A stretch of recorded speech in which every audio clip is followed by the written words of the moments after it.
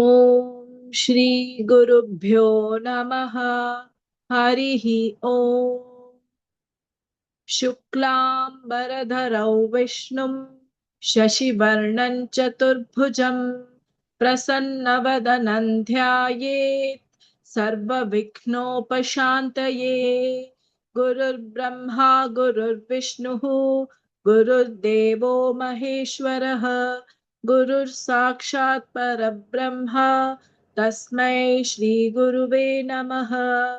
सरस्वती नमस्तुभ्यं वरदे कामरूपिणि विद्यारम्भं करिष्यामि सिद्धिर्भवतु मे सदा। ध्यानम् पीताम्बरं करविराजितशङ्खचक्रकौमोदकी सरसिजं करुणासमुद्रम् राधासहायमतिसुन्दरमन्दहासं वातालयेशमनिशं हृदि भावयामि। ॐ नमो भगवते वासुदेवाय। ॐ श्रीकृष्णाय परब्रह्मणे नमः। अथ श्रीमन्नारायणीयं प्रथमं दशकं श्रीभगवन्महिमानुवर्णनम्। सान्द्रानन्दावबोधात्मकमनुपमितं कालदेशावधिभ्यां निर्मुक्तं नित्यमुक्तं निगमशतसहस्रेण निर्भास्यमानम् अस्पष्टं दृष्टमात्रे पुनरुरुपुरुषार्थात्मकं ब्रह्मतत्त्वम् तत्तावद्भाति साक्षात् गुरुपवनपुरे हन्तभाग्यञ्जनानाम्। एवं दुर्लभ्यवस्तुन्यपि सुलभतया हस्तलब्धे यदन्यत् तन्वा वाचा धिया वा भजति बत जनः क्षुद्रतैव स्फुटेयम्। एते तावद्वयन्तु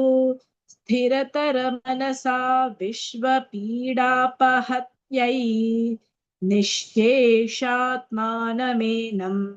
गुरुपवनपुराधीशमेवाश्रयामः। सत्त्वय्यत्तत्पराभ्यामपरिकलनतो निर्मलं तेन तावत् भूतैर्भूतेन्द्रियैस्ते वपुरिति बहुशः श्रूयते व्यासवाक्यम्। तत्स्वच्छताद्यदच्छादितपरसुखचिद्गर्भनिर्भासरूपम् तस्मिन् धन्या रमन्ते श्रुतिमतिमधुरे सुग्रहे विग्रहे ते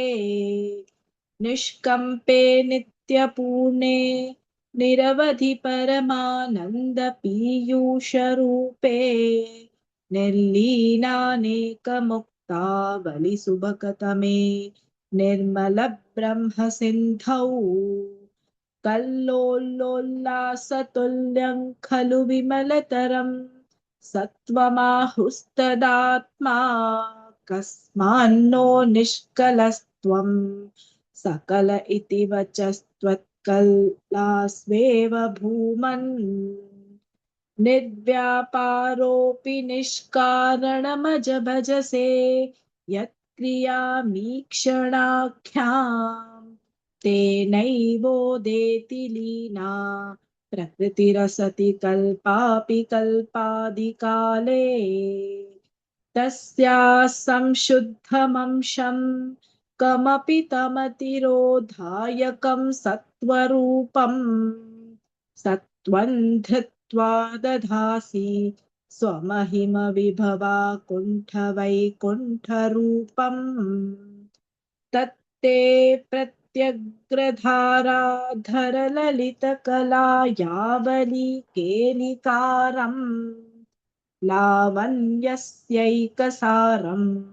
सुकृतिजनदृशां पूर्णपुण्यावतारम् लक्ष्मीनिःशङ्कलीला निलयनममृतस्यन्दसन्दोहमन्तः सिञ्चत् सञ्चिन्तकानां वपुरनुकलये मारुतागारनाथ कष्टाते सृष्टिचेष्टा बहुतर भवखेदावहा जीवभाजाम् इत्येवं पूर्वमालोचितमजितमया नैव मद्याभिजाने नोचेज्जीवाः कथौ वा मधुरतरमिदं त्वद्वपुश्चिद्रसार्द्रम् नेत्रैः श्रोत्रैश्च पीत्वा परमरससुधाम्भोधिपूरे रमेरन् नम्राणां सन्निधत्ते सततमपि पुरस्तैरनभ्यर्थितानप्यर्थान् कामानजस्रं वितरति परमानन्दसान्द्राङ्गतिं च इत्थन्निःशेषलभ्यो निरवधिकफलः पारिजातो हरे त्वम् क्षुद्रन्तं शक्रवाटी द्रुममभिलषति व्यर्थमर्थिव्रजोऽयम् कारुण्यात् काममन्यन् ददति खलु परे स्वात्मदस्त्वौ विशेषात् ऐश्वर्यादीशते ये जगति परजने स्वात्मनोऽपीश्वरस्त्वम् त्वय्युच्चैरारमन्ति प्रतिपदमधुरे चेतनास्फीतभाग्याः त्वञ्चात्मा राम एवेत्यतुलगुणगणाधार शौरे नमस्ते ऐश्वर्यं शङ्करादीश्वर विनियमनं विश्वतेजोहराणाम् तेजःसंहारिवीर्यं विमलमपि व्यशो निःस्पृहैश्चोपगीतम् अङ्गासङ्गा सदा श्रीरखिलविदसि न क्वापि ते सङ्गवार्ता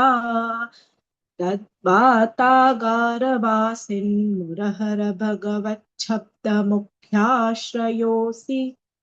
इति श्रीमन्नारायणीये भगवन्महिमानुवर्णनं नाम प्रथमं दशकं समाप्तम् नारायणाखिलगुरो भगवन्नमस्ते नारायणाखिलगुरो भगवन्नमस्ते ॐ नमो भगवते वासुदेवाय ॐ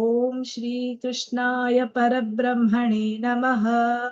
अथ द्वितीयं दशकं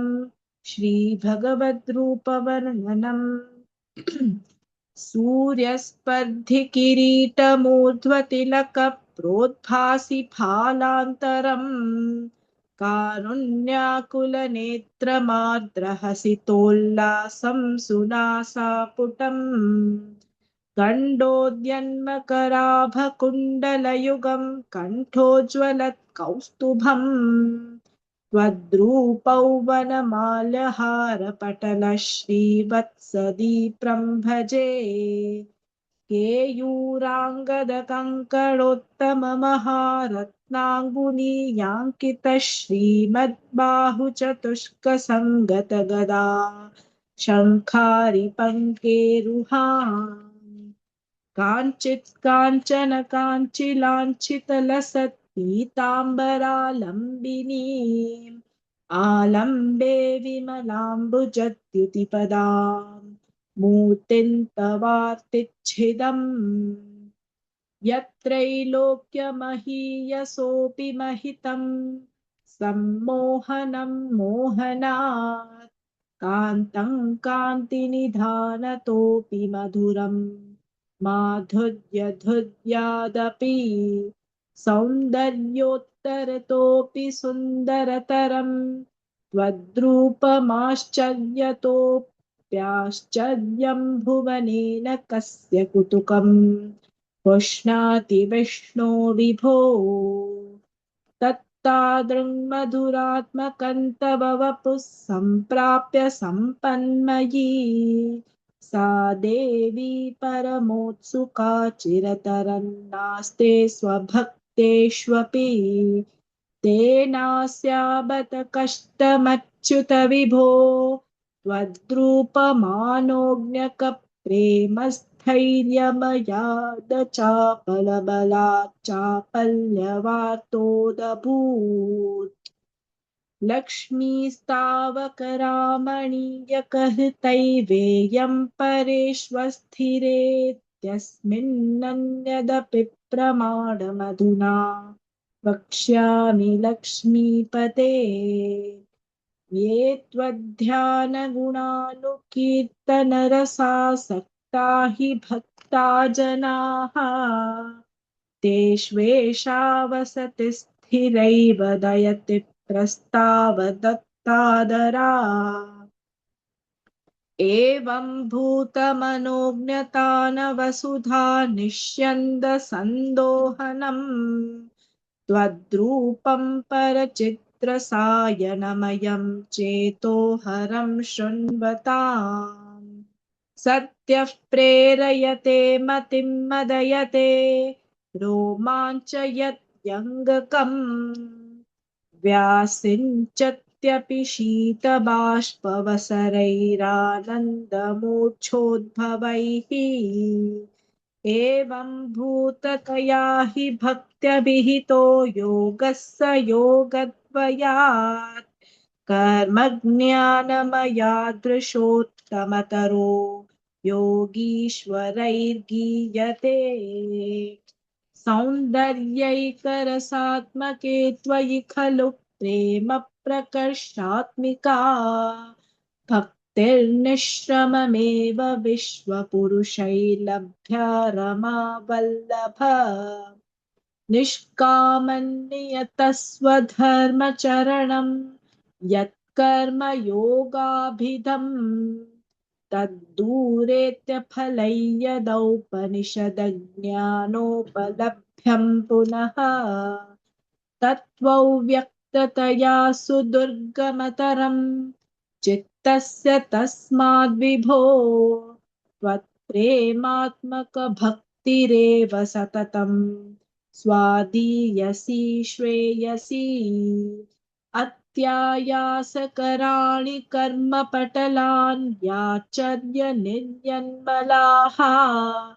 बोधे भक्तिपथेऽथवाप्युचितता मायान्ति किं तावता क्लिष्ट्वा तर्कपथे परन्तव वपुर्ब्रह्माख्यमान्ये पुनः चित्तार्द्रत्वमृते विचिन्त्य बहुभिः सिद्ध्यन्ति जन्मान्तरैः त्वद्भक्तिस्तु कथारसामृतझरी निर्मज्जनेन स्वयं सिद्ध्यन्ति विमलप्रबोधपदवीमक्लेशतस्तन्वती सद्यस्सिद्धिकरी जयत्ययि विभो सैवास्तु मे त्वत्पदप्रेम प्रौढिरसार्द्रता द्रुततरं पातालयाधीश्वर इति श्रीमन्नारायणीये श्रीभगवद्रूपवर्णनं नाम द्वितीयं दशकं समाप्तम् नारायणाखिलगुरो भगवन्नमस्ते नारायणाखिलगुरो भगवन्नमस्ते ॐ नमो भगवते वासुदेवाय ॐ श्रीकृष्णाय परब्रह्मणे नमः अथ तृतीयं दशकं भक्तस्वरूपवर्णनं भक्तिप्रार्थना च पठन्तो नामानि प्रमदभरसिन्धौ निपतिताः स्मरन्तो रूपं ते वरद कथयन्तो गुणकथाः चरन्तो ये भक्तास्त्वयि खलु रमन्ते परममूढ अहं धन्यान् मन्ये समधिगतः सर्वाभिलषितान् गदक्लिष्टं कष्टं तव चरणसेवारसभरेऽप्यनासक्तं चित्तं भवति बत विष्णो कुरु दयाम् भवत्पादाम्भोजस्मरणरसिको नाम निवहान् अहं गायं गायं कुहच न विवत्स्यामि विजने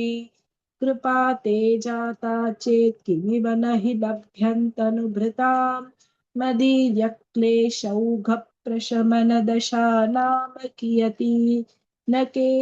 लोकेऽस्मिन्न निशमयि शोकाभिरहिताः भवद्भक्ता मुक्ता सुखगतिमसक्ता विदधते मुनिप्रौढारूढा जगति खलु गूढात्मगतयः भवत्पादाम्भोजस्मरणविरुजो नारदमुखाः चरन्ति शस्वैरं सततपरिनिर्भातपरचित् सदानन्दाद्वैतप्रसरपरिमग्ना किमपरम् भवद्भक्तिस्फीता भवतु मम सैव प्रशमयेत् अशेषक्लेशौघन्न खलु हृदि सन्देहकणिका न चेद्व्यासस्योक्तिस्तव च वचनन्नैघमवचः भवेन्मिथ्यारथ्या पुरुषवचनप्रायमखिलम् भवद्भक्तिस्तावत् प्रमुखमधुरा त्वत्गुणरसात् किमप्यारूढा चेत् अखिलपरितापप्रशमनी पुनश्चान्ते स्वान्ते विमलपरिबोधोदयमिलन् महानन्दाद्वैतं दिशति किमतः प्रार्थ्यमपरम्